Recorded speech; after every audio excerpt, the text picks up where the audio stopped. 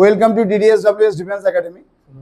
তো আজকে 21শে জুন, আজকের দিনটা খুবই স্মরণীয়, যেহেতু আজকে যোগা দিবস এবং তার সাথে আমাদের একাডেমির স্টুডেন্ট যে দীর্ঘদিন পরিশ্রম করে এবং একটা ছোট্ট গ্রাম থেকে উঠে আসা ছেলে দিনের পর দিন স্বপ্ন দেখে গেছে ডিফেন্সের চাকরির জন্য, এবং সেই স্বপ্ন নিয়ে একদিন DDSWS ডিফেন্স একাডেমিতে আসে নিজের স্বপ্ন পূরণের ইচ্ছা নিয়ে।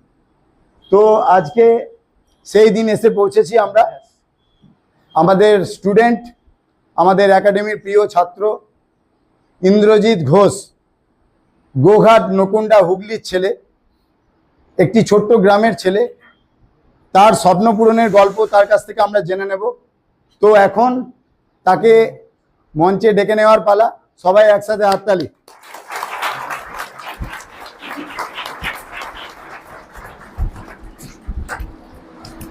তো এই হচ্ছে আমাদের স্টুডেন্ট ইন্দ্রজিৎ ঘোষ, যে দীর্ঘদিন ডিফেন্সের চাকরির স্বপ্ন নিয়ে DDSWS ডিফেন্স একাডেমি তোরকোনা পূর্ব বর্ধমানে ভর্তি হয় এবং আজকে তার স্বপ্ন পূরণ হয়েছে। তো আজকে সমস্ত গার্জেনরা, ওনার মানে ইন্দ্রজিতের মা, বাবা, দিদি, জামাইবাবু সবাই উপস্থিত আছে আমাদের মধ্যে, এবং আমাদের একাডেমির সমস্ত ছাত্রছাত্রী এবং তার সাথে আরও অনেক গার্জেন বাঁকুড়া থেকে এসেছেন ওখান থেকে। তো ওনারাও আমাদের মধ্যে উপস্থিত আছেন। দুর্গাপুর থেকে এসেছেন কিছু গার্জেন, ওনারাও উপস্থিত আছেন।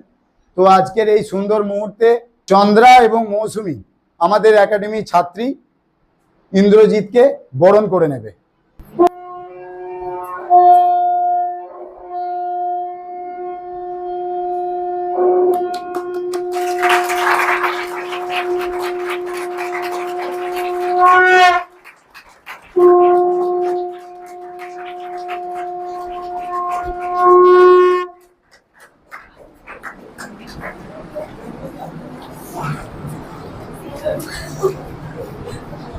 चलो, भारत माता की, भारत माता की, भारत माता की जय हिंद, जय हिंद, जय हिंद।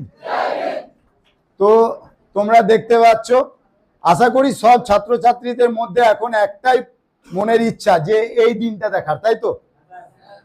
তো আজকে এই মুহূর্তে আমরা ইন্দ্রজিতের কাছ থেকে জানবো যে ওর জার্নি কেমন ছিল এবং ও কিভাবে সাকসেস হয়েছে লাইফে, এবং এই যে সাকসেসটা একদিনে আসেনি, কিভাবে দীর্ঘদিন প্রতীক্ষার ফলে এবং লড়াই করে।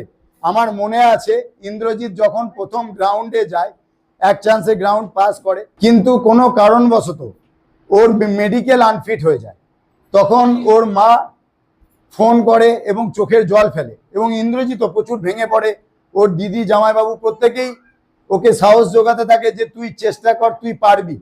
ও এমন একটা দিন আসে যখন ও ভাবে যে আমি ডিফেন্সের লাইনে চাকরি আর নেব না, আমি এই লাইন ছেড়ে দেব, আমি ক্যামেরাম্যানের কাজ করব। এবং ও শুরুও করে দেয় ক্যামেরাম্যান, বিভিন্ন বিয়ে বাড়ি, অনুষ্ঠান বাড়িতে ক্যামেরা করা স্টার্ট করে দেয়। আমি ওকে বলেছিলাম, ইন্দ্রজিৎ চাকরি তোমার হবেই, এটা আমি কোনো জাদুকর নয়, কোনো ম্যাজিশিয়ান নয়। আমি জানি আমার ছাত্রছাত্রীরা যারা পরিশ্রম করে, যারা খাটতে জানে, তারা চাকরি পায়, তারা সাকসেস পায়। তো সেই রকম ভাবেই আমি জানতাম যে আমার এই ছাত্রের পরিশ্রম বিফলে যাবে না, ও নিশ্চয়ই সাকসেস হবে, ও নিশ্চয়ই চাকরি পাবে। তো সেই ভরসা আমি ওনার মাকে বারবার দিয়েছিলাম এবং ওকেও বারবার দিয়েছিলাম। তো তার নিট ফল আজকে আপনাদের সামনে, আজকে সাকসেস হয়ে মালা পরে, হোয়াইট শার্ট, ব্ল্যাক প্যান্ট পরে দাঁড়িয়ে আছে। তো ইন্দ্রজিতের কাছ থেকে আমরা এখন জেনে নেব ইন্দ্রজিতের এই জার্নি হিস্ট্রি কেমন ছিল, বা ও কিভাবে সাকসেস হয়েছে, বা কিভাবে আজকে ওর চলার পথ কিরকম দুর্গম পরিস্থিতির মধ্যে দিয়ে আজকে লড়াই করে, সংগ্রাম করে আজকে দিনে এসেছে। ইন্দ্রজিতের পাশে একটু ডেকে নেব মাকে, দিদিকে এবং জামাইবাবুকে। তো এখন ইন্দ্রর কাছে শুনে নেব যে ইন্দ্রর জার্নিটা কেমন ছিল। নমস্কার সবাইকে। তো যখন প্রথম আমি ক্যাম্পে আসি একটা স্বপ্ন নিয়ে, তখন ভেবেছিলাম অনেকেই আসতো চাকরি পেয়ে, তো এখানেই এরকমভাবেই অনুষ্ঠান করা হতো। তো পেছনে বসে তোমাদের মতো আমিও দেখতাম যে এই জব আমি কবে পাবো, এই স্বপ্ন আমি কবে পূরণ করব। তো সেই জায়গা থেকে দাঁড়িয়ে স্ট্রাগল শুরু করি স্যারের কথা শুনে, এবং এখানের যারা স্যার যারা পড়াতে আসেন সবার কথা শোনা, পড়াশোনা চালিয়ে যায় এবং মাঠ তার সাথে। তো চালিয়ে যাওয়ার সাথে সাথে আমার যখন প্রথম আর্মির ফর্ম ভরি আমি, তো তখন আমি পাস করি। তারপর আমার গ্রাউন্ডে ডাক আসে, তো গ্রাউন্ডেও পাস করি এক্সিলেন্ট। এবং তারপরে আমার মেডিকেলে পয়েন্ট করে, তো মেডিকেল আমি আনফিট হয়ে যায়। তো তখন ভেঙে পড়েছিলাম খুবই, এমনকি ক্যাম্প ছেড়েও দিয়েছিলাম 2 মাসের জন্য। তো স্যার, আমাদের সবরাজ স্যার যিনি আছেন, উনি খুব ফোন করে করে বোঝাতেন স্ট্রাগল করার জন্য, আরেকবার ট্রাই নেওয়ার জন্য। তো আবার আসি ক্যাম্পে ফিরে আসার পর আবার ফর্ম ভরি, সেই একই প্রসেসে সব কিছু করতে থাকি। তো এবারেও একই জায়গায় একই মেডিকেল পয়েন্ট এবারেও পেয়েছিলাম। তো এবারে সেই জায়গা থেকে আমি ফিট হই এবং আজকে আমি সাকসেসফুল, আমি এখানে দাঁড়িয়ে। তো তোমাদের সবাইকে এটুকুই বলবো যে স্যারের কথা সবসময় শুনবে। তো মাঠ একদম প্রতিদিন সকালে তোমাদের মাঠ যেতেই হবে, এটা কম্পালসারি। মাঠে নিজের ঘাম যতটা ঝরানোর দরকার তার থেকে বেশি ঝরাও পরের দিনের সুবিধার্থে। তো সেটা তুমি যতদিন না করবে ততদিন তোমরা এই জায়গায় আসতে পারবে না।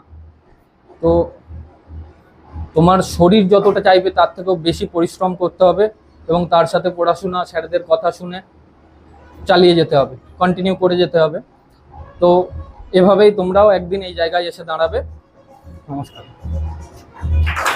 ভারত মাতা কি। তো ইন্দ্রজিতের মা আমাদের মধ্যে উপস্থিত আছেন, মায়ের কাছ থেকে শুনবো যে ছেলের জার্নিটা কেমন ছিল বা আজকে ছেলে সাকসেস হয়েছে, উনি কতটা খুশি হয়েছেন। যা পারবেন, 1 লাইন 2 লাইন। হ্যাঁ, আমার ছেলে খুবই কষ্ট পেয়েছে। ও আসতে চাইছিল না, আমি ওকে সবসময় বোঝাতাম, ওর জামাইবাবু, দিদি সবাই বুঝিয়েছে। মেডিকেল আনফিট হওয়ার পরে খুব বুঝিয়েছে। ও কান্নাকাটি করতো খুব। আর আমরা সবসময় ওকে বোঝাতাম, স্যার ফোন করে করে বলতেন। খুবই কষ্ট পেয়েছে, আবার আজ এখানে এসে দাঁড়াতে পেরেছে। এটুকুই বললাম, আর কি বলবো। আচ্ছা, আপনি কেমন অনুভব করছেন? আপনার ছেলে আজ দেশমাতার সেবায় নিজেকে নিয়োগ করতে চলেছে, তো আপনার কাছ থেকে দূরে থাকবে, এটা একটা দুঃখজনক আছে ব্যাপার। তো মায়ের মন তো কাঁদবেই, কিন্তু তাহলেও একটা এত বড় সম্মানের জায়গায়, মানে ইন্ডিয়ান আর্মি, দেশের সেনাবাহিনীতে যাচ্ছে, মানে যেটা সমস্ত ইয়ং জেনারেশনের ড্রিম, স্বপ্ন হয়, সেই জায়গায় আপনার ছেলে নিজেকে আজকে প্রতিষ্ঠিত করতে পেরেছে। তো আপনি কেমন ফিল করছেন, বা আপনার পাড়ার লোক কতটা খুশি হয়েছে, বা আপনার আত্মীয় স্বজন, বন্ধু বান্ধব কতটা খুশি হয়েছে? সেটা খুবই খুশি হয়েছে সবাই। সবাই চেয়েছিল যে ও যখন এগিয়েছে, যেমন একটা দিয়ে করতে পারে কিছু, সেই নিয়েই এগিয়ে, তাদেরও খুব খুশি। কি বলবো। ঠিক, থ্যাংক ইউ সো মাচ বাবাজি। যাইছি, মানে কেমন আপনার যেটা হয়েছে? হ্যাঁ, পড়াশোনা শেষ করার পর থেকেই আর্মির দিকেই প্রথমে এখানে ট্রেনিং করবো বলেছিল। আমি প্রথমে বলেছিলাম আর্মির ট্রেনিং করবি, খুব মানে কষ্টকর। তা বললো হ্যাঁ আর্মির ট্রেনিংই করবো। তারপর যখন মেডিকেলে আনফিট হয়ে যায়, তারপর ও ভাবে যে আর ট্রেনিং করবো না, আর ছেড়ে দিয়ে চলে যাব। তো আমি ওকে বুঝিয়েছিলাম, আমি ওর দিদি দুজনেই বুঝিয়েছিলাম যে প্রথমবার যখন এই তো তুই একটা বার মাত্র স্ট্রাগল করলি, তারপর আনফিট হয়ে গেলি, তা আবার আর কিছুদিন অন্তত দেখ, আর 1 বছর অন্তত দেখ, আর 2টো পরীক্ষাতে, একটা পরীক্ষাতে, তারপর না হলে ছেড়ে দিবি, আর চিন্তা নেই। তো এই মানে সাপোর্টটা, মেন্টাল সাপোর্টটা আমরা তো আর অন্য কিছু দিতে পারবো না, মেন্টাল সাপোর্টটা যতটা পারবো আমরা বাড়ির লোক হয়ে ততটা দিয়েছি। যাই হোক, আজকে সাকসেস পেয়েছে, সবাই খুশি আমরা। হ্যাঁ, ব্যাস এইটুকু।